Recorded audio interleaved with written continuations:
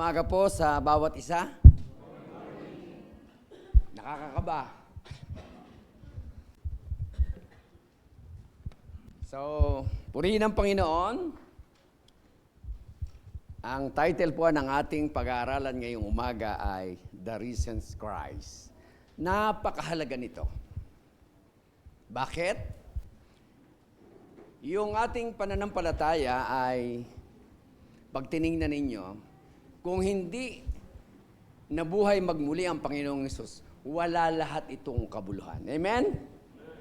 So, salamat sa Panginoon ngayong umaga na titingnan natin sa ilang bahagi ng pag-aaral natin ang iba't ibang bahagi ng ginawa ng Panginoong Hesus bago siya umakyat sa langit.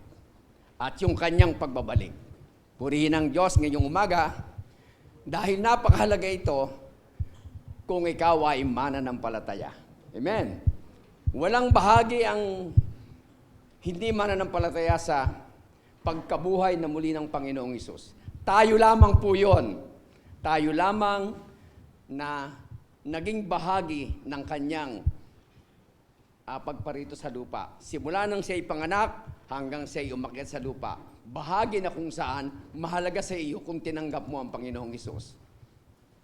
So, tayo manalangin, dakilang Diyos ngayong umaga. Samahan niyo po ang inyong lingkod sa pagbabahagi ng salita. Nawa o Diyos, ngayong umagang ito, ikaw lamang ang mapapurihan namin sa ginawa niyo po sa bawat isa sa amin sa iglesyang ito. Marami pong bagay na nakaraan sa aming buhay, pero salamat sa kabuuan ng aming buhay, ikaw iyong nagligtas sa amin papunta ng langit. At aasahan namin iyon, Panginoon, dahil ikaw ang nangako. Ayon doon sa aming text na sa John 11:25 and 26. Ikaw yung muling pagkabuhay at ikaw ang buhay. Sa lahat ng ito, Panginoon, dalangin namin, pangunahan niyo po ang inyong lingkod na maibahagi ito na may kasayahan ako at may katapatan sa salita mo. Purihin ka, O Diyos, sa pangalan ng Panginoong Hesus. Amen. Balikan natin yung panahon na kung saan ay ang Panginoong Hesus ay nakausap yung magkakapatid. Sino ba itong magkakapatid na ito? Gaano ba kahalaga sa Panginoong Hesus si Lazaro? Bago nangyari yon, nagpaabot si Marta at si Maria na kung saan may sakit ang kanilang kapatid. Alam ng Panginoong Hesus na dapat pumunta kaagad siya dahil may sakit o baka malubha. Pero pinalipas pa ng Panginoong Hesus ang 2 araw bago siya nagpunta sa kanilang lugar. Sa lugar ni Marta, sa lugar ni Maria. At nung masalubong si Marta, sabi niya, Panginoon, sana kung dumating ka kaagad, hindi sana namatay ang aming kapatid.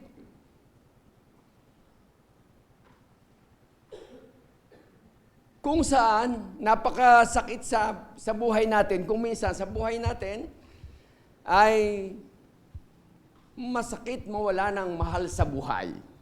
Totoo po yan.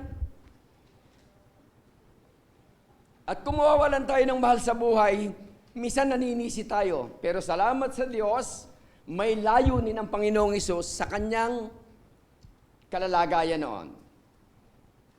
Maraming umaaliw sa magkakapatid at ang kausap dito ng Panginoong Hesus ay si Marta.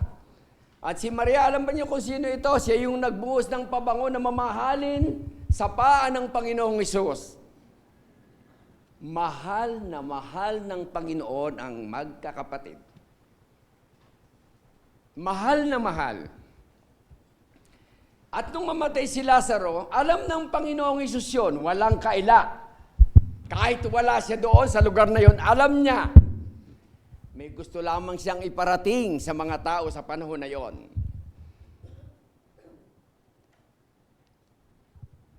Sa panahon na yon, pag tiningnan ninyo ito at pag binasa yung chapter na ito ng chapter 11, dito lamang umiyak ang Panginoong Hesus. Ito yung pinakamaiksing verse sa Bible. Jesus wept. Okay?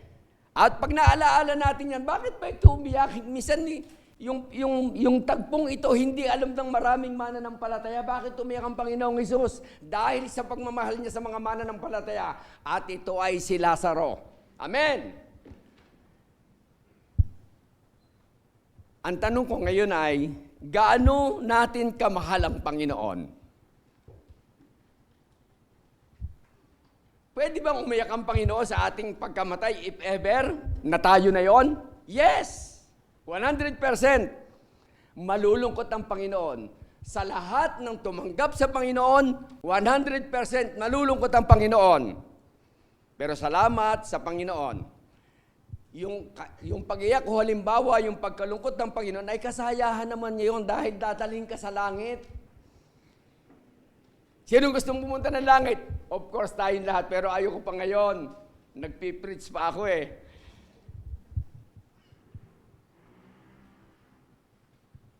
Anak, next slide. Okay. Sabi doon, ulitin ko yung ating text. Jesus said to her, ito po yung si Marta ang kausap na rito.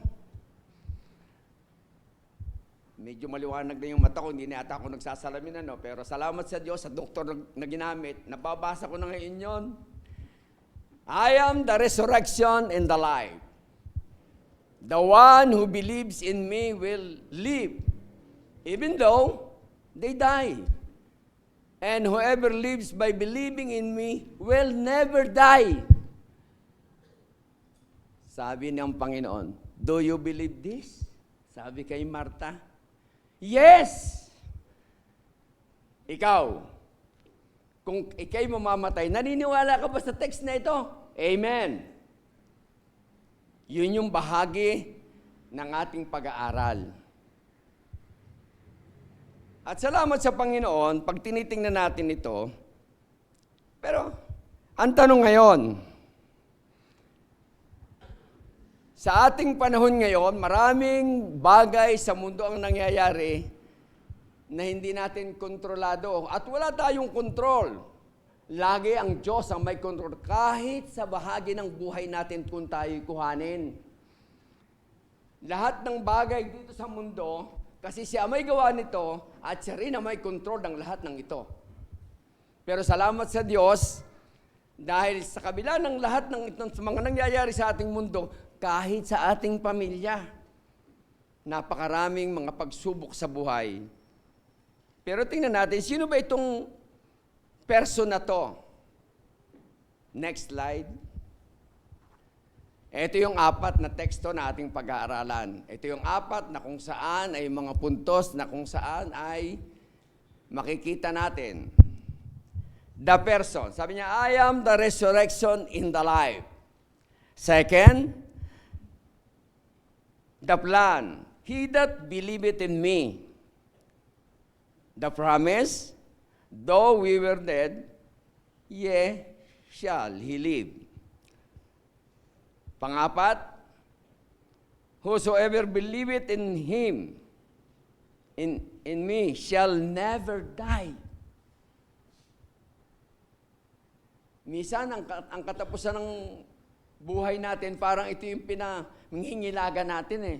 Pero salamat, alam ba ninyo, pagka itong edad ko na ito, na 72 anyos, parang iba na yung naging buhay ko ngayon. Unlike before, when I was 50 years old, iba. Lalo na nung 40, masigla. Di ba? Sabi nga ni Pastor, poging-pogi daw eh. Pag nagkikita kami. Pero salamat sa Diyos, alam ba ninyo? Lahat tayo ay pogi sa harapan ng Panginoon. Lahat tayo magaganda sa harap ng Diyos. Pero ang isang bagay na maganda sa atin, lagi nakatingin ang puso natin, ang puso ng Diyos sa puso natin, kung gaano kaganda yung panlabas o panloob natin, dito ito tinitingnan ng Diyos. Lalo na yung kaloob-looban ng ating kabuuan. The person.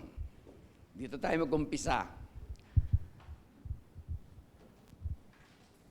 I am the resurrection and the life.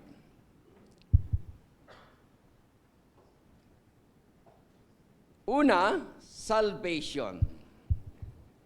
In 2 Corinthians 5:17, sabi dito,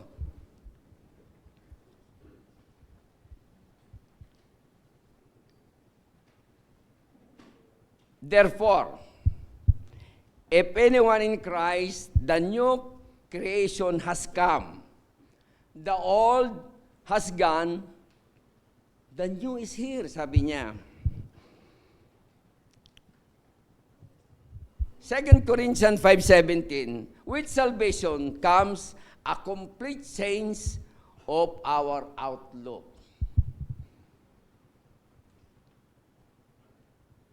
Walang pagbabago without salvation.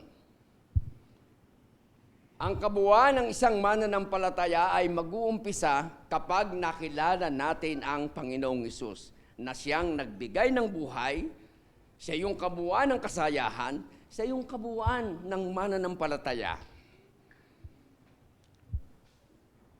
Ulitin ko, sabi dito, if anyone in Christ, become new. Bago ka na. Wala na yung dati. Yung dating ito, alam ba ninyo kung sino? Naku, grabe.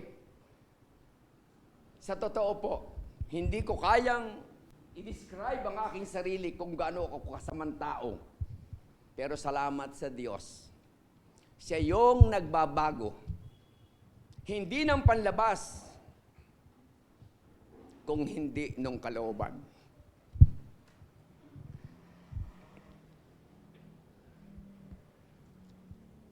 Message ito ni Pastor ni Pastor Nantes, nung siya tumayo dito. At alam ba ninyo, bawat isa na nakaupo dyan, bawat isa na nakikinig, kung hindi mo man natatanggap si Kristo, ito yung paraan ng ating pagbabago. We cannot change our life without knowing Christ. Amen.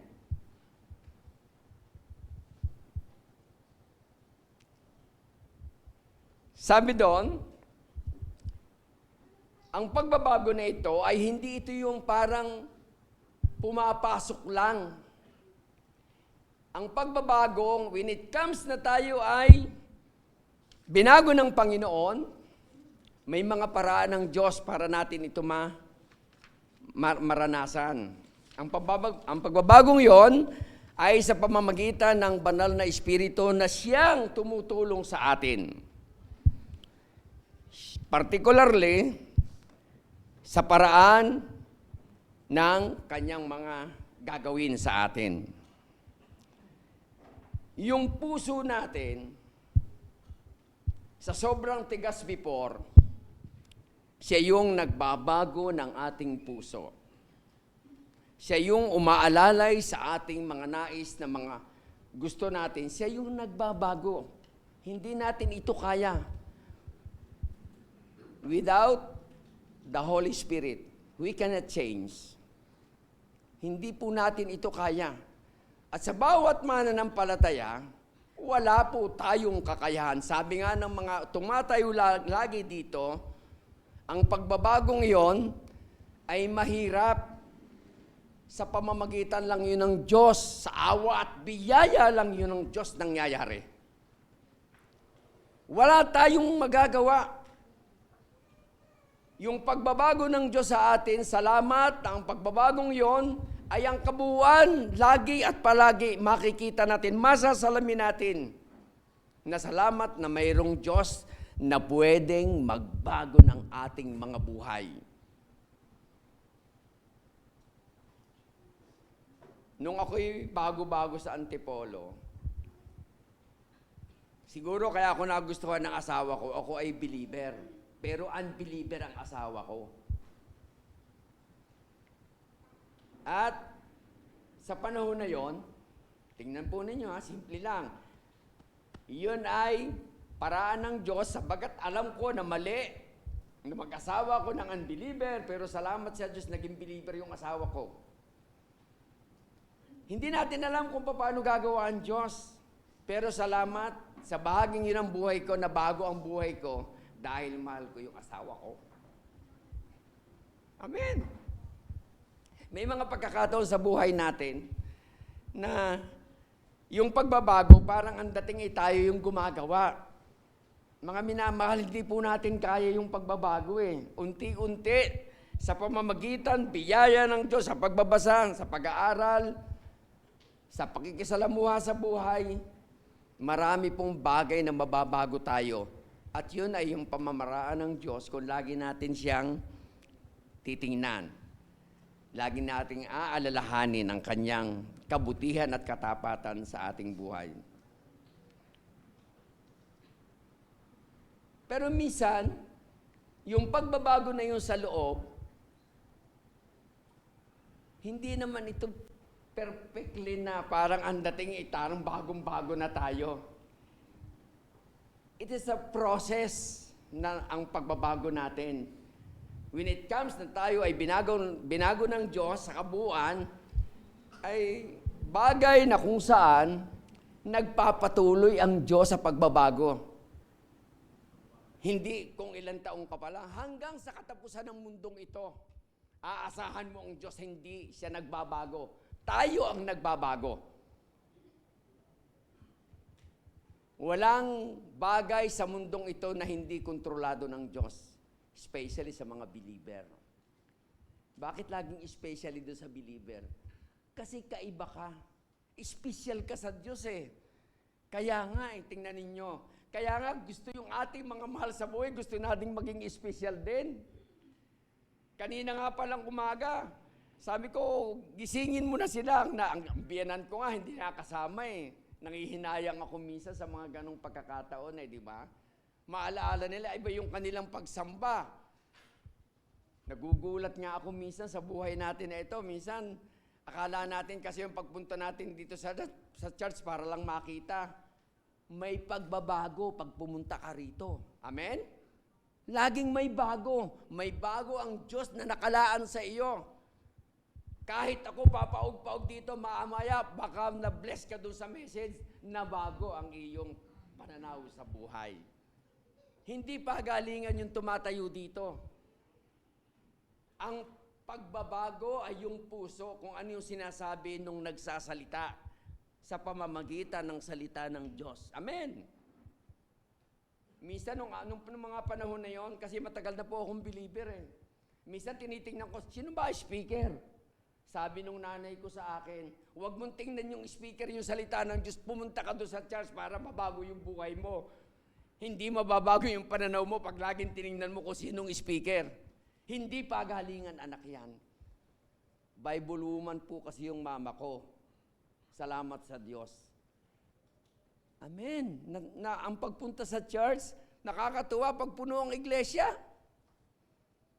Sa Amerika, sabi ng mga kapatid ko, ilan na lang kami. Pero salamat dito sa Pilipinas, ang dami. Ang dami ng gustong mabago. Lalo na po tayo mga believer. Tayo yung daan para mabago. Sabi dito, uulitin ko, if anyone in Christ, yung if, mahalaga po yun. Mapakahalaga dito yung word na if dito sa salitang ito.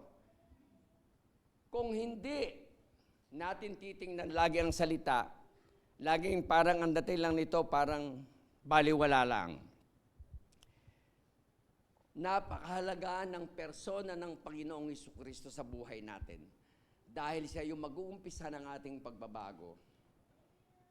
Paraan na kung saan ay yung paglikha sa atin ng Diyos, simula tayo magkasala, binago tayo sa pamamagitan ng kanyang kaawaan, ng kanyang kahabagan, ng kanyang pagmamahal sa atin. Sa buhay natin, sa ating panahon, parang pagkakatapos natin ng mga gawain ng Panginoon, parang okay na lang. Bahala na lang. Kaya nga, napakahalaga kung bakit na ang mga gawain ng Panginoon, lagi ito ay nakasalalay sa ating mga pagnanais. Kung wala tayong pagnanais, nung tayo baguhin ng Panginoon, patuloy pa rin na hindi tayo magbabago. Ang pagbabago ng Diyos ay laging nakatuon sa pananaw natin, yung panlabas nating pananaw, yung pumasok na yun, lalabas yun na may magandang outlook sa buhay. Paraan na kung saan ang bagay na ito'y napakahalaga, yung lumalabas sa atin. Maraming pagkakataon, mga minamahal, mga kapatid, ang buhay natin ay laging hindi natin napapansin na tayo ay malayo sa Diyos. Kahit na tayo nagsisimba, kahit na tayo umaaten sa iba't ibang gawain. Ilan ang inaatinan mong gawain sa church? Ang dami. Pero ang tanong, masaya ka ba? Salamat kung masaya. Purihin ang Panginoon. Kinakailangan natin mayroong Diyos na siyang nagbago ng buhay sa atin at patuloy na magbabago. Paano ito mamimaintain? Yung buhay na bago. Kasi yung dati lumipas na wala na, huwag na ninyong alalahanin yun.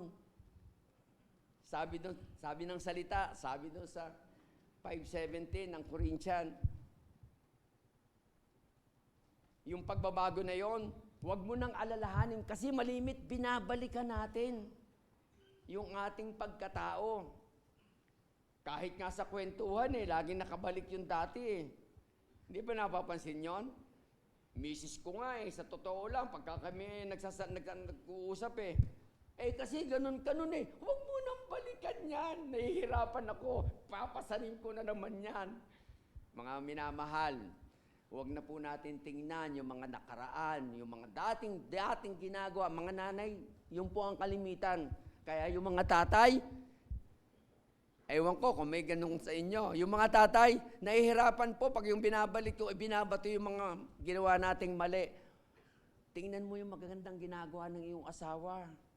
Kasi bago na siya Yung pananaw niya, yung pagtingin sa buhay, nababago lahat yon. O bakit? Nakapagpaaral ka ng anak dahil binago ka ng Panginoon. Amen? Subukin mo na hindi ka binago ng Panginoon. Bahala ka na, anak.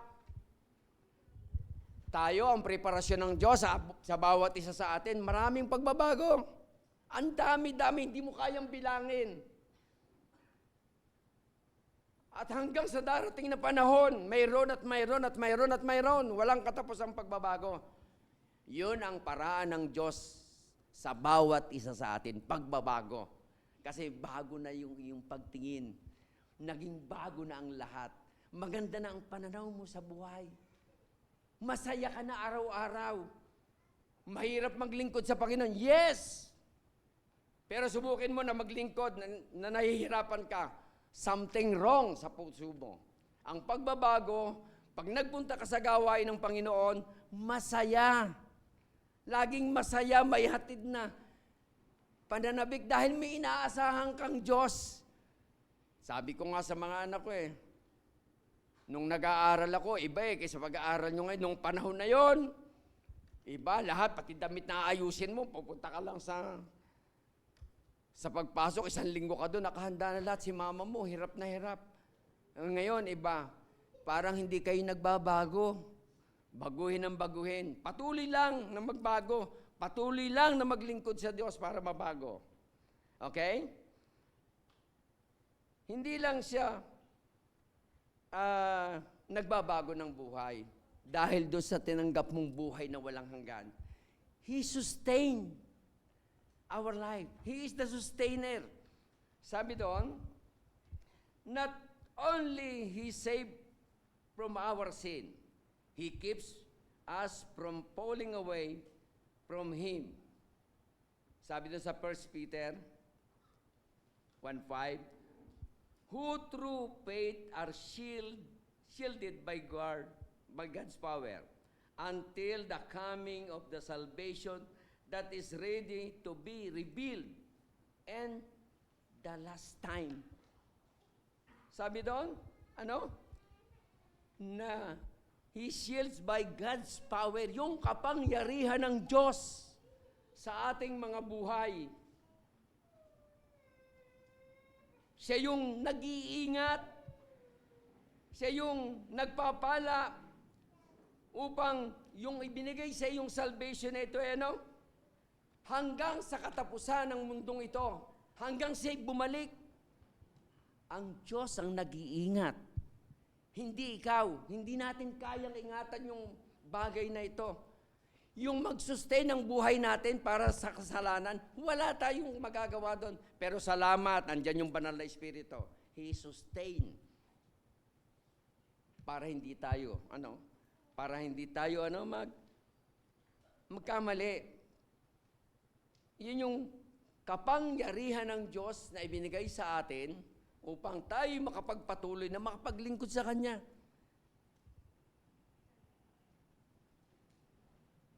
Hanggang sa kahuli-hulihang panahon, sabi niya, hindi ka iiwanan ng Diyos. Ano man ang mangyari, mahirap man ang sitwasyon, andun lagi ang Diyos. Pangalawa, sa Jude 1:24, to Him who is able to keep you from stumbling and to present your body before the glorious presence without fruit and with great joy.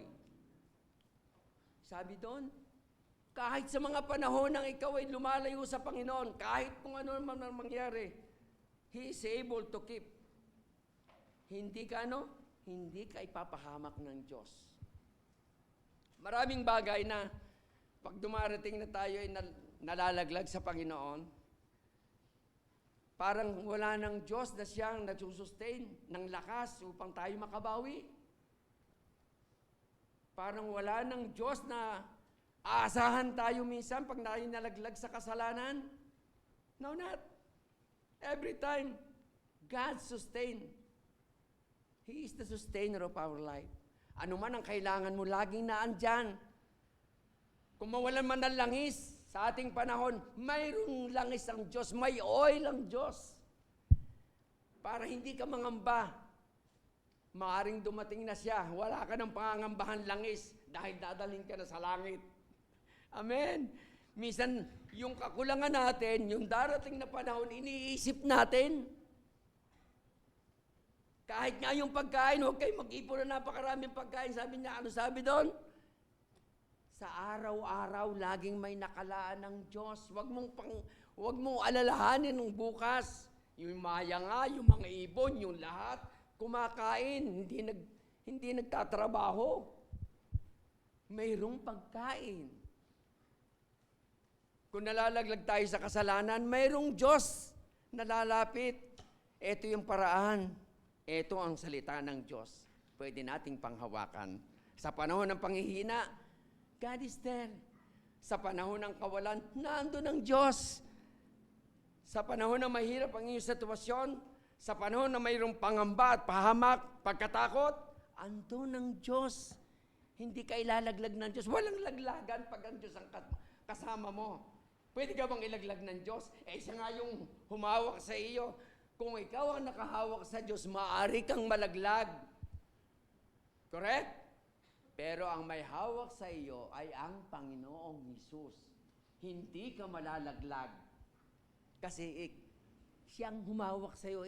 Pag tayo ang humawak, malamang mangalay tayo at malaglag tayo, lalo na sa kasalanan o sa mga kahinaan natin. Purihin ang Panginoon. Mayroong God na nagsusustain ng lahat ng paraan para tayo ay malabanan lahat yon. 2 Timothy 1:12. That is why I am suffering as I am. Yet, this is no cause for shame, because I know whom I have believed, and I am convinced that He is able to guard what I have entrusted to Him until that day. Ang sarap naman damahin ito. Sabi niya, yung aking pananampalataya, yung aking paniniwala ay, what, in Tagalog convinced?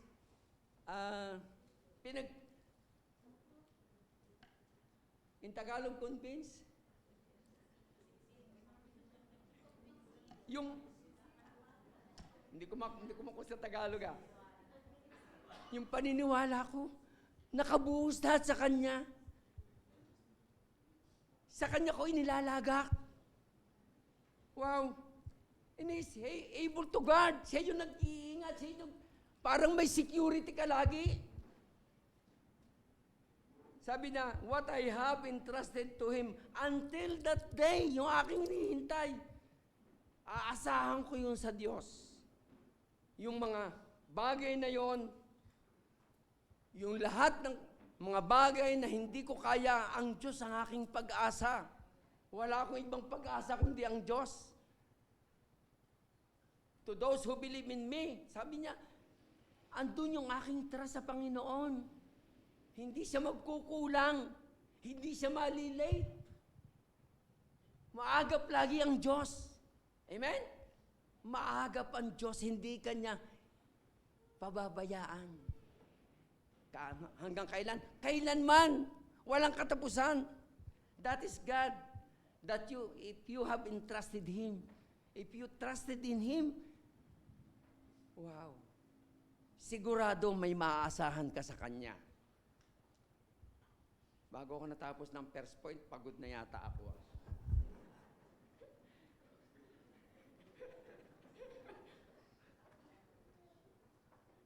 Attorney, 6 na puntos ka, ako 4 lang. Kapoy!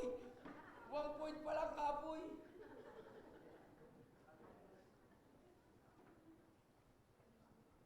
Salamat sa Diyos, salamat sa Diyos. Okay? Next slide, anak. Buti nandun yung anak ko. The plan. He that believeth in me, man must believe in his heart. In Romans 10:9 and 10, Romans 10:9 and 10, if you declare with your mouth, Jesus is Lord, and believe in your heart, and that God raised him from the dead, you will be saved. For it is with your heart that you believe and are justified, and it is with your mouth that you profess your faith and are saved. Ang ganda doon, sabi doon, for it is with you, heart, with your belief, are justified.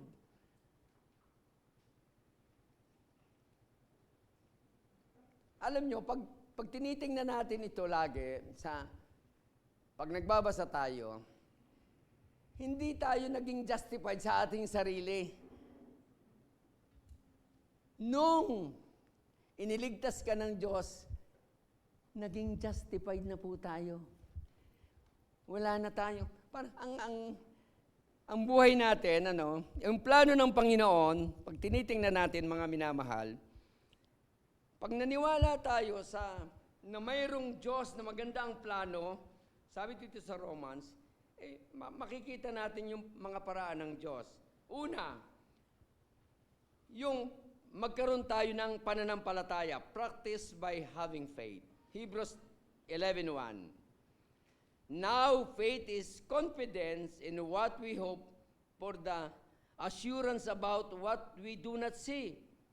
This is what the ancient, okay. Sabi doon, in Hebrews 11:1, yung confidence natin, yung assurance, yung paraan ng Diyos na tayo, nung tinanggap natin ang Panginoon, hindi natin nakikita yung Diyos na yon. Pero salamat sa Diyos, salamat sa banal na Espiritu, na kung siya yung gumagawa ng paraan para yung ating pananampalataya, yung ating pagkilala sa Panginoon, ay patunayan na siya mismo yung gumagawa, hindi tayo. Purihin ng Diyos ang mga ganong bagay, na yung banal na Espiritu, yung siyang patuloy na kikilo sa iyo. Kaya nga po, pag may mga kapihan dito, andun lang ako sa isang sulok, kung wala akong kinukuhan, nananalangin lang ako. Banal na Espiritu, tulungan mo po ang bawat isa. Purihin ang Panginoon dahil minsan, titingnan mo, walang dumarating. Minsan, biglang darating, ang dami. Minsan, 5 yung i-handle. Ang sarap dahil mayroong Panginoon, yung kanyang mga plano sa buhay para sa atin, maraming bagay. Masasayahan ka. Purihin ng Diyos yung Miski nga dito sabi doon sa verse 2, this is what the ancient were commended. Yung sabi doon, sa verse 2, kahit yung mga, lalo na yung mga unang tao, yung mga unang panahon na kumilala sa Panginoon, kita mo yung kanilang Kita mo yung kanilang commended sa Panginoon. Bakit napakahalaga nito? Pag tayo mga nananalangin, hindi yung ba inaasahan pag nananalangin kayo na ang Diyos sasagot?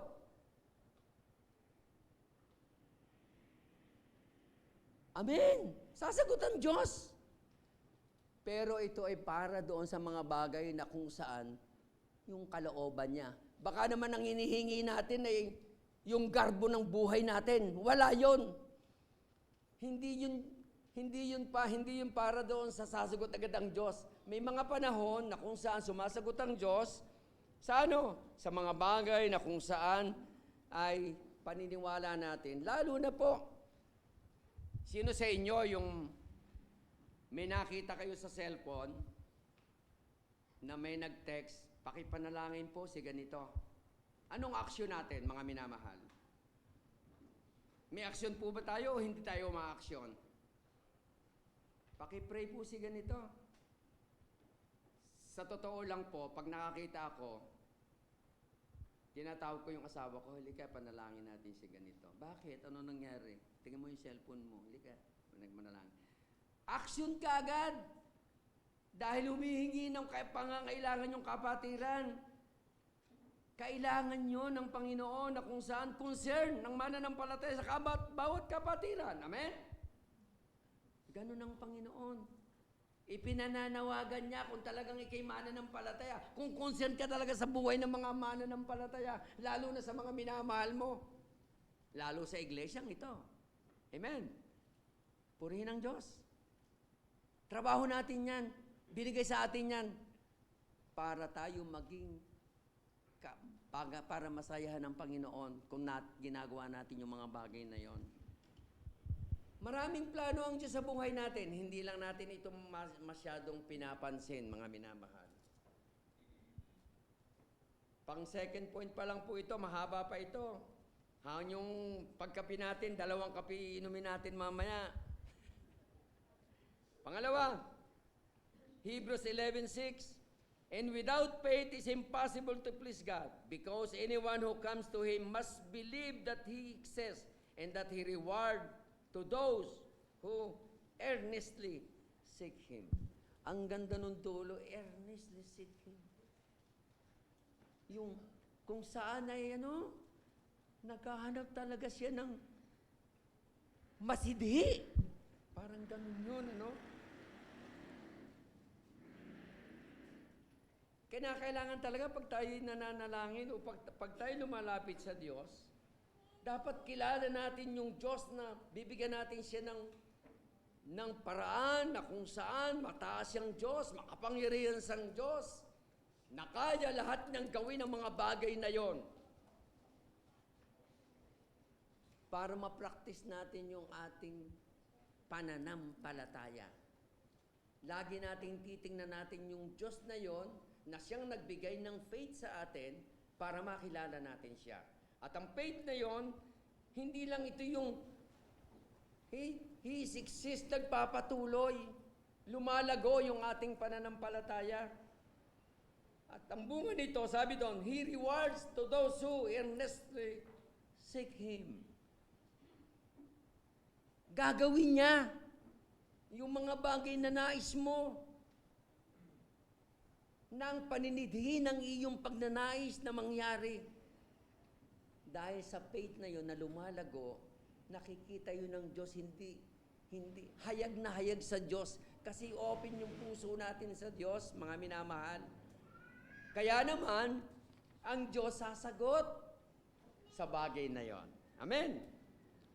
Pangatlo, Romans 10:17, increase your faith. Paano ba nag-i-increase yung faith? Tumutubo ba ito? Yes, pinatutubo ng Diyos yon. nag-i-increase ang ating pananampalataya.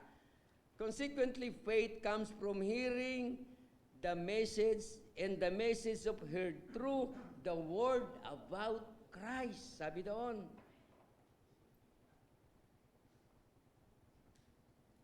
Bagay na kung saan, kung walang salita, baliwala ito. Pero salamat sa Diyos, whereabout na kung saan ito ay lagi yung salita ng dapat nating makita through the message about Christ para mag-increase yung ating pananampalataya. Practice by being faithful. Letter B. Ang habaan. The Bible wants to be faithful until death, hanggang sa katapusan. Revelation 2:10. Do not be afraid. Eto, maganda po ito ha. Do not be afraid of what you are able to suffer. I tell you, the devil will put some of you in prison to test on you. And you will suffer persecution for 10 days. Be faithful, even though the point of death, and I will give you life as your victor's crown. Sinong dumadanas ng mga ganitong pagkakataon sa buhay? Naranasan mo na ba ito? Anong ginagawa natin? Yung faithfulness ba ay nararanasan natin? Nagagawa ba natin ito? Kung dumarating yung mahihirap na pagsubok, o yung mga test sa buhay natin, o gumigive up tayo, o nagpapatuloy, mga minamahal, lagi po nating titingnan, hindi mo kaya yan kung walang Panginoon. Kung wala yung banal na Espiritu na tutulong sa iyo, wala tayong magagawa. Pero salamat sa Diyos. Ano man yan, sabi niya, in time of what? In time of test, in time of persecution, in time of death. Kahit sa kamatayan, naroon ang Panginoon. Tingnan mo nga si Lazaro, yung introduction ko kanina. Nabuhay ba si Lazaro? Yes, of course. Ilang araw na nakalibing? 4 na araw, namamaho na, sabi ng magkakapatid eh. Panginoon, mabaho ng huyan, 4 na araw. Pero sabi ng Panginoon, Lazaro, bumangon ka. Amen. Ganito rin, yung point of death, pag tinignan natin sa buhay natin mga minamahal, darating tayo doon. Kahit nga, in time of prison, sabi dito, sino ba ito? Yung test dito. And that is Paul. Nangamba ba si Paul nung nasa pirisuhan? Hindi. Dahil alam niya, isang araw, panahon na kung saan ang Diyos ang bahala sa kanya. May aasahan siya. Amen? Hindi ito yung parang ang dating natin ay kaya in the time of what? In the time of persecution, sabi doon. In the time of to test you, nandun ang Panginoon. Sa panahon ng nahihirapan ka, nagsasuffer ka, ano man ang mga problema sa buhay, ano man ang iyong pinagdadaanan, God testing you para to what? Para lalo kang maging faithful. Parang ang buhay natin, ito yung laging mayroong darating sa atin. Sino walang pagsubok sa inyo na nararanasan? Salamat kung wala. Pero salamat lalo kung mayroon dahil doon kayo tinitest ng para tayo, mag-increase yung ating yung ating katapatan sa Diyos. Amen? Ang katapatan, hindi ito nasusukat pagka nagbibigay lang tayo. Ang katapatan nasusukat, lalo na kung saan dumadanas tayo ng pagsubok sa gusto man natin o sa hindi. Naroon pa rin ang ating katapatan sa Diyos para paglingkuran ng Diyos. Purihin ang Panginoon.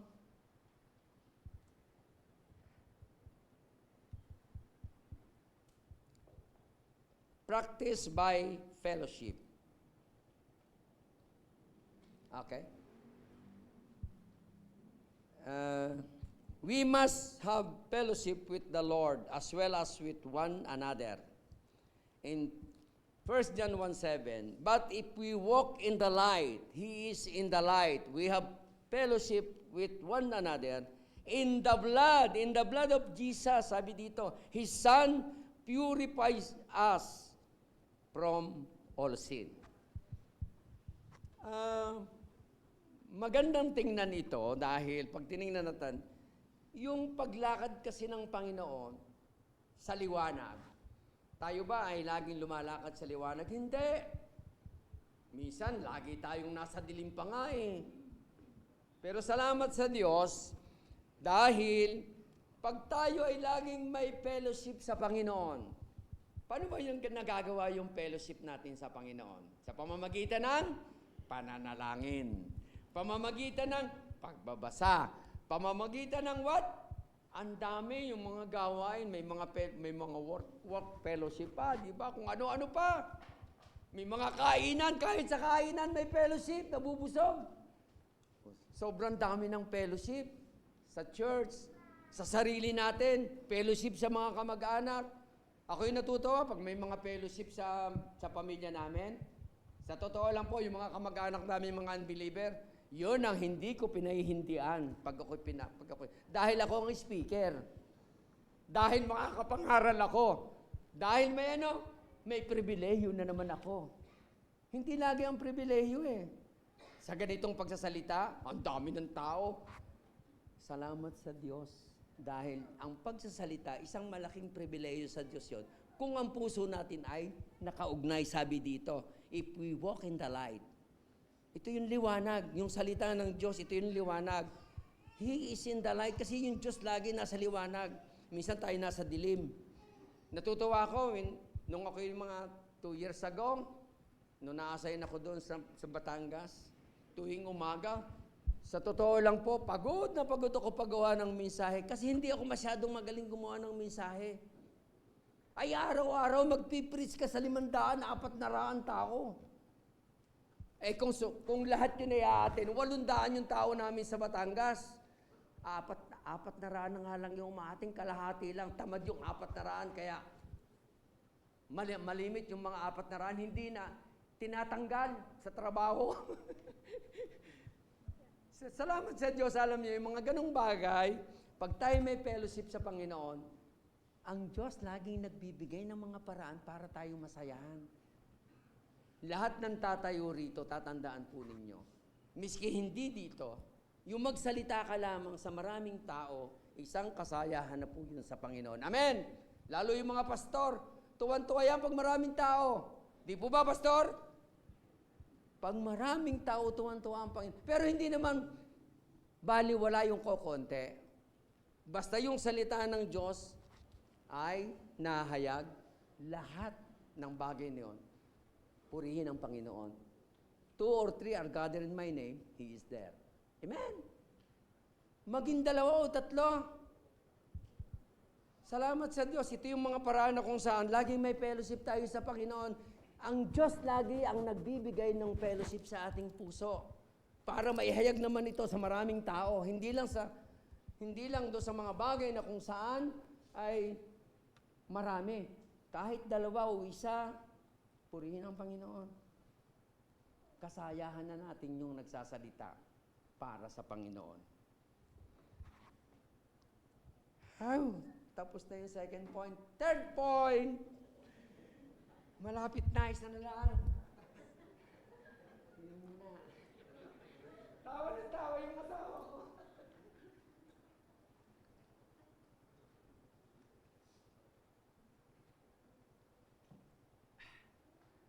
Ay, salamat. The promise. Though he were dead, yet shall he live. Ang ganda-ganda naman to. Totoo ito? Yes, totoo po ito. Happiness can be achieved only by being satisfied. Ulitin ko po. Happiness can be achieved only by being satisfied. Man cannot be satisfied until he knows Christ. Ito po yung totoo. Pag nakilala natin ang Panginoong Hesus, doon lamang po tayo nagkakaroon ng kasayahan o kasiyahan sa buhay. Without knowing Christ, we cannot satisfy. Totoo po ito. Balikan po ninyo yung mga buhay-buhay natin, bawat isa, nung hindi pa tayo nakakakilala sa Panginoon. Yung satisfaction na mayroon ng bawat tao, nakalagay lang sa mga material na bagay. Correct? Is in material. Doon lagi ang mga tao nakapokus. Pero salamat sa Diyos, nung makakilala tayo sa Panginoon, ang promise ng Panginoon, magkakaroon ka ng kasayahan pag kinilala mo talaga ako. Even material, ang Diyos ang nagbibigay. Di lalo na yung spiritual. Amen. Ito yung magandang bagay na package. Deal ang bigay ng Panginoon. Hindi lang doon sa material, but especially in spiritual. Why? Sabi doon sa Psalms, you have made known to me the path of life. He will fill me with joy in your presence, with eternal pleasure at your right hand. Ang sarap-sarap naman tingnan nito, na yung ating mga daraanan ay laging nakahanda na maayos. Hindi ka matatalisod, hindi ka malulubak, hindi ka mahuhulog, hindi ka makukumunoy. Ano pa? Hindi ka mahihirapan sa kabuuan nito. But, sabi doon, mayroong kasayahan ang laging ibinibigay ng Panginoon. Pangalawa, medyo bibilisan ko ng konti. A life of hope. A life of hope said, through the wages of sin is death, God gives eternal life. Death is not the end of the Christians. It is the start of eternal life. In Romans 6:23, for the wages of sin is death, but the gift of God is eternal life in Christ Jesus, Lord. Balikan po natin itong passage na ito. Ito'y gas-gas na eh.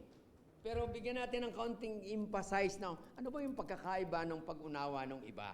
Parang ganito lang po. Kasi minsan, yung eternal life, hindi natin napapansin, ito pala ay laging kwan. Every time na tayo makakatanggap, lalo na kung may nagre-regalo sa inyo, ano lagi sinasabi natin? Salamat, di po ba? Yung eternal life kasi na ito'y regalo lang talaga ito ng Diyos. Hindi ka karapat dapat dito bilang makasalanan. Ito pag lagi nating kinukan ito, inuulit-ulit, ang sarap-sarap tingnan dahil yung pag-asa naroon Naroon sa kabilang buhay. Yung pag-asa na yon, yung eternal life na binibigay ng Panginoon, sa kabilang buhay na po ito. At ito napasa iyo lang dahil kinawang ka ng Diyos, niregaluhan ka ng Diyos, na kung saan hindi nawawala. Laging nakaimbak lang. Lagi mo siyang tinitingnan. Na-exercise mo yung bagay na ito na nasisihan ka. Ang buhay na walang hanggan, lagi dapat ay i-exercise natin na masaya tayo. Amen? Hindi yung parang ang dating parang nahidulugan, pinagtakloban na tayo ng langit at lupa bilang kahit na tayo mananampalataya. Walang ganun dapat. Dapat lagi tayong, napansin niyo po ba ako, lagi ako nakangiti. Sabi nga nung mga biyanan ko, si Romy lagi nakangiti yan, kahit galit yan. Hindi naman!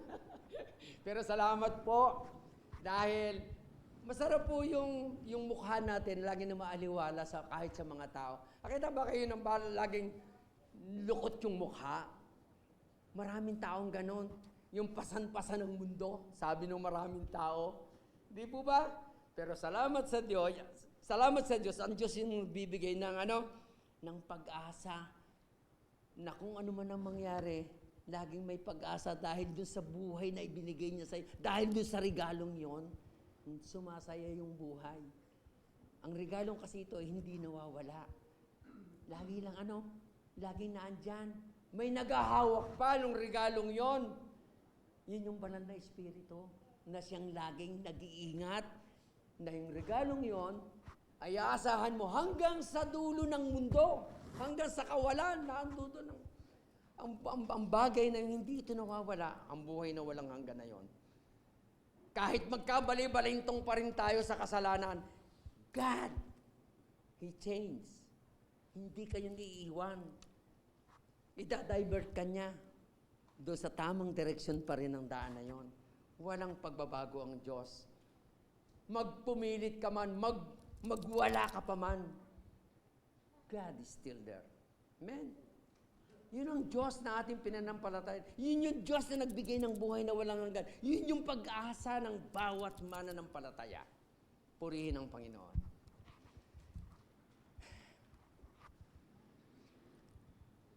Ito na, last point. Tama-tama, mag-breakfast na tayo.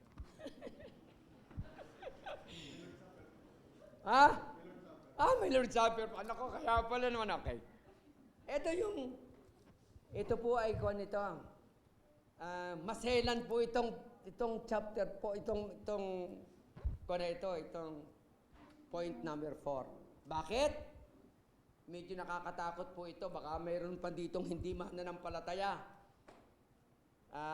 Ipinagbibigay alam po ng nagsasalita na ingat po tayo. Dapat tumanggap na tayo pag hindi pa tayo tumanggap. Purihin ang Panginoon. Sabi niya, and whosoever live it and believe it in me shall never die. Shall never die. Hindi siya mamamatay. Sabi niya, basta maniwala ka lang sa akin. Sino man ang maniwala sa akin, mabubuhay. Walang kamatayan.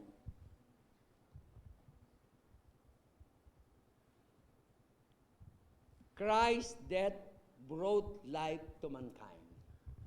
Isaiah 53:5. But he was pierced for our transgression. He was crushed by our iniquities. The punishment that brought us peace was upon him, and by his wounds we are healed. Ang hirap ng pinagdaanan ng Panginoong Jesucristo. Kung lilimiin natin, malalim po yung Tagalog na lilimiin, iisipin, di ba ga? May batanggin nyo rin may kakuna ako, may ka-team na ako rin Ang hirap ng pinagdaanan ng Panginoong Jesucristo. Sobrang hirap. Kung gaano kahirap ang pinagdaanan ng Panginoong Jesucristo, sana makita natin ito. Sana damahin natin ito sa ating buhay. At sana, ikaw yun, ako yun, na dapat nahirapan. Tayong dapat nagsuffer ng lahat ng ito. Pero, salamat sa Diyos. Hindi ka man lang kahit kapraso, kahit kamuntik lang. Hindi ka binigyan ng pagkakataong mahirapan ng Diyos. Siya lahat yung umako. Siya lahat yung siya lahat yung nagdusa, sabi doon. Siya lahat yung tumanggap ng parusa. Lahat ng kasalanan mo. Hindi lang basta kundi ang sabi doon? Yung lahat ng tinanggap na latay ng Panginoong Hesus, siya yung tumanggap na dapat ay sa atin bawat isa. Purihin ang Panginoon, alam nyo, pag tinitingnan natin ito, pag pinag-aralan natin mabuti, kay mananampalataya, makikita mo yung hatawin ka lang ng lanubong bayabas, alam mo gayon lanubong bayabas, alam mo gayon. Ay masakit yon. Yung lanubong bayabas, hindi yun nababali. Hindi nababali yung lanubong bayabas. Yung parang malambot-lambot na matigas, pag inihataw sa iyo yon, ganun pa rin yun, hindi nasisira. Higit pa ron ang ipinalo sa Panginoong Hesus. Higit pa ron ang parusa. Gaano kalayo yung sakripisyong pasan-pasan ng cross na dapat ikaw ang magpapasan. Gaano kahirap ang mga dinanos ng Panginoong Hesus. Naramdaman mo ba yon pag nagbabasa ka nito? Pag nakita mo ito, nag-isip ka ba? Nag-isip ba tayo kung gaano kahirap ang pinagdaanan ng Panginoong Hesus? Salamat sa Panginoong Hesus. Dapat tayo ang magdusa. Pero salamat siya yung gumawa upang sa pagmamahal niya sa iyo, sa pag-ibig niya sa iyo, hindi mo dinanas ito. Amen. Gaano kahirap? Sobrang hirap. Hindi mo kayang isipin, hindi mo kayang limihin. Sobrang hirap. At salamat dahil may tumanggap ng parusa, binayaran lahat niya yon para sa iyo dahil love na love ka niya. Hindi yung katabi mo ang naglalab, ang Panginoong Hesus ang naglalab sa iyo. Okay?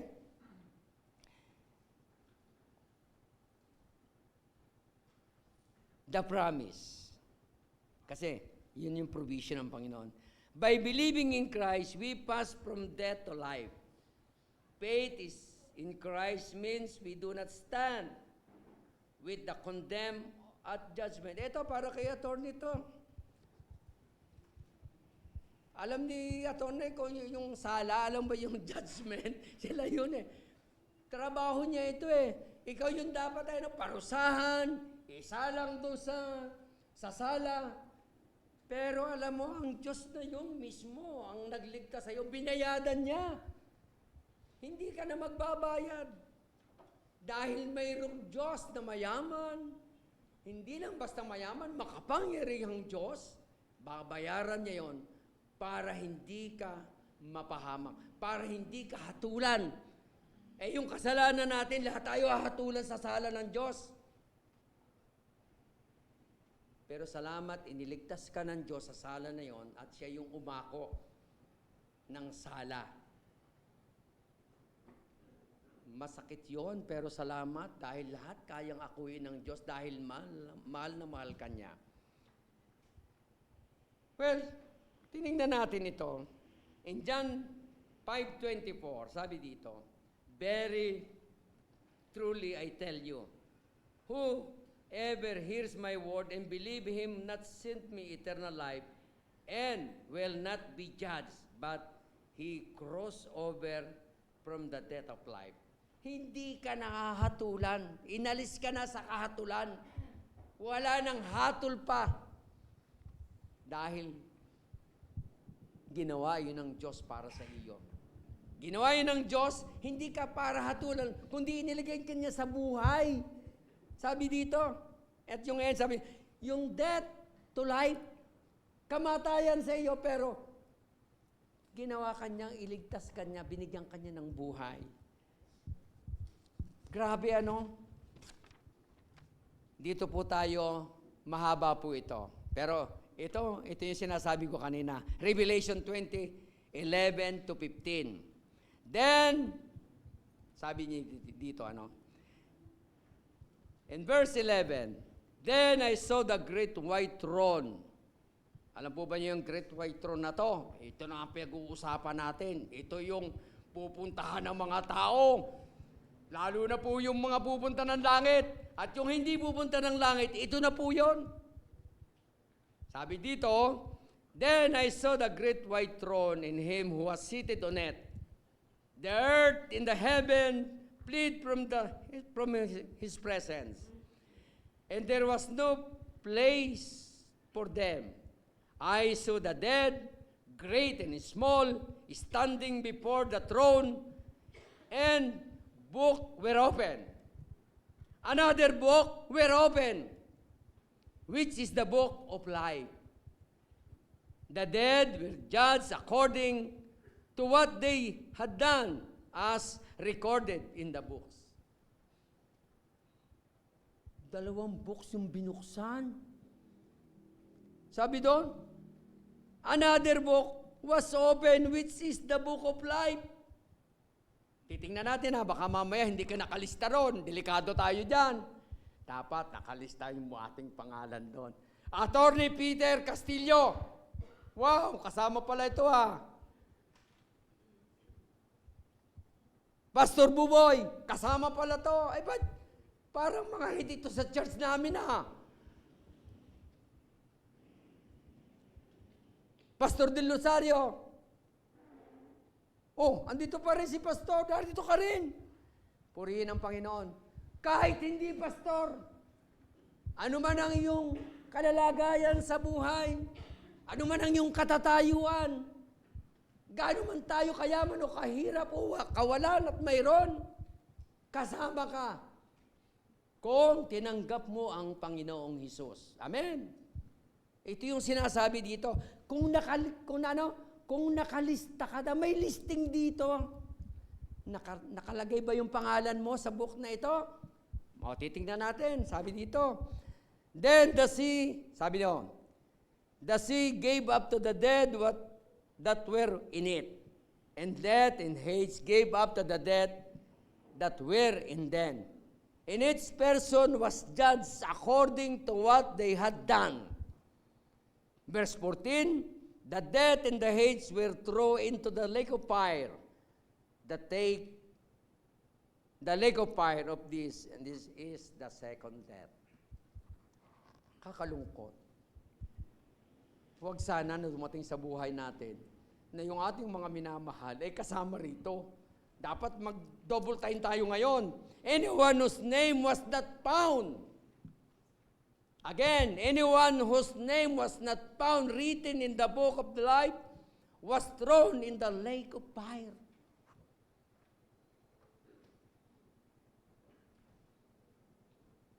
Sabi doon, man must be willing to abandon wickedness and trust in Christ. Isaiah 55:7. Let the wicked forsake his way and the evil man his thought. Let him turn to the Lord, and He will have mercy on him and to our God, for He will freely pardon. Ito yung bagay na kung saan ay dapat nating magawa. Sabi doon, the man must be willing to abandon wickedness. Abandon wickedness. Huwag nating, alisin na natin itong mga kalikuan natin ito and trust in Christ. For what? Para mangyari na kung saan ay yung kaligtasan natin, He is with freely pardon. Turn to the Lord, sabi doon, and He will have mercy on him. Salamat sa Panginoon dahil ang itatapon doon sa lake of fire o doon sa impyerno ay yung mga tao na hindi kumilala sa Panginoon o hindi nagpalista. Bakit ko sinabing hindi nagpalista? Inayawan kasi yung listahan, ayaw nila sa Panginoon eh. Kaya hindi sila nasulat sa aklat ng buhay. Mama, ikaw ba nakalista? Maiiwan kita! Purihin ang Panginoon, sana lahat ng naririto nakalista sa aklat ng buhay. Amen. Purihin ang Diyos. Salamat sa Diyos dahil ang Diyos ang gagawa nito. Hindi tayo ang gumawa nito para tayo malista. Dahil sa udyok ng Banal na Espiritu, nangusap ang Diyos. Nangusap ang Banal na Espiritu para iligtas ka. At yun ang kapangyarihan ng Diyos. Ang magligtas sa lahat ng tao. Well, purihin ang Panginoon ngayong umaga. Sabi dito, when He lives within us, we'll have peace. Mayroon tayong kapayapaan sa Panginoon. In John 14:27, peace I leave you, with peace I gave you. I do not give to you as the world gave. Do not be let your hearts be troubled, and do not be afraid. We will have peaceful mind in Philippians 4:7. In the peace of God, which transcends all understanding, will guard your hearts and your minds in Jesus Christ. In Psalms 23:4, even though I walk through the valley of the shadow of death, I will no evil, for you are with me. Your rod and stop they comfort me. Tayo manalangin. Dakilang Diyos ngayong umaga, salamat na ikaw ang Diyos ng kabuhayan at nagbibigay ng buhay. Salamat o Diyos ngayong umaga na nakita namin ang inyong katapatan, ang inyong kabutihan, ang inyong walang hanggang pag-ibig. Maging sa dulo ng kamatayan, hindi mo po kami pababayaan. Nawa o Diyos ang mga salitang ito, maging daan upang magpatuloy kami na alalahanin, lalo na sa tuwing darating ang ganitong panahon, na ang iyong pagkabuhay ay simbolo na kung saan kami iniligtas mo at patuloy na kaming naghihintay para sa iyong muling pagbabalik. Nawa o Diyos, magsilbing inspirasyon sa amin ang salita mo ngayong umaga. Pinupuri namin kayo sa pangalan ng Panginoong Hesus. Amen.